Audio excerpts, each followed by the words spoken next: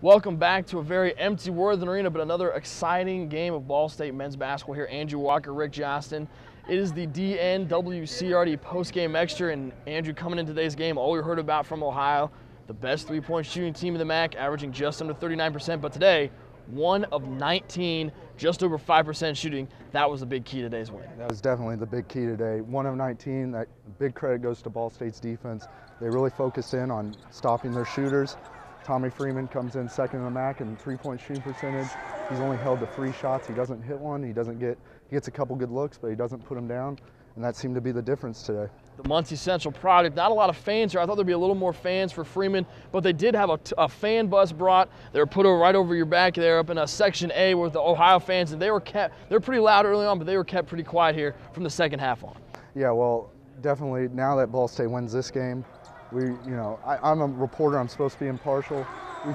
We've got to get more fans in here. We've got to get more fans in that nest over there, to support this team that's leading the MAC West. Yep, just a little over 3,500 fans, packed Worthing Arena today. Cards win 51-44. 3 players in double figures. Jared Jones with 13, Brandon Lampley with 10, LaRon Frazier with 11. And let's talk about Lamp and Frazier real quick.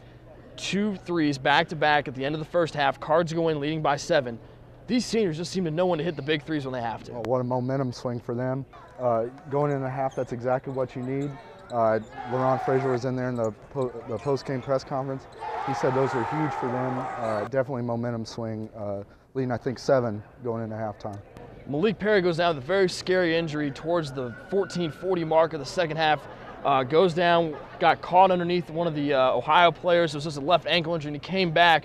I know a lot of people with the training staff rushed out there. They were very worried they had another knee injury, but it was an ankle injury. He bounced back pretty well today, coming back from that ankle injury. Yeah, you see that, and you think Anthony Newell, January 10th against Eastern Michigan. Willis Reed, coming back and getting 10 rebounds, stopping Jerome Tillman, Ohio's, the leading MAC scoring rebounder, holding him 10 points under his average. That's key for the Cardinals too. Jerome Tillman coming in here, you average leading scorer in the MAC, 2-time player of the week in the East Division. Gets held to 10 points today, or check that. Yeah, 10 points. Got it here. Notes are important. 10 points. How were they able to do it today against such a dominant presence in the paint? Well, the thing is, he had a pretty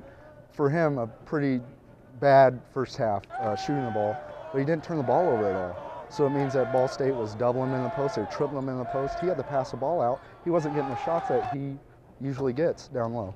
I think it's now that this win here today, Cards moved to 10 wins on the year, 10-9, most wins in the last 2 years, now 5-2 in the Mid-American Conference, now also first place alone after Western Michigan's loss today to Kent State.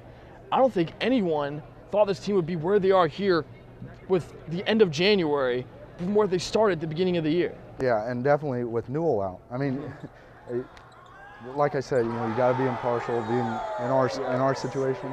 But it's really enlightening to see this Cardinal squad, led by seniors like Frazier, Lampley, and Giles, really doing a good job here going into February, leading the MAC West. They now turn the calendar over to February. They go to Oxford, Ohio on Wednesday to take on the very tough Miami Redhawks team. They're led by another kid here out of the Indiana Roots, Julian Mavunga, playing in the front line. They're a big kid out of Brownsburg. Miami are going to be a tough contest on Wednesday. Yeah, and that's always a tough game for Ball State. Key for them is just like today. You come in with your key guy. Miami comes in with their key guy, as you said.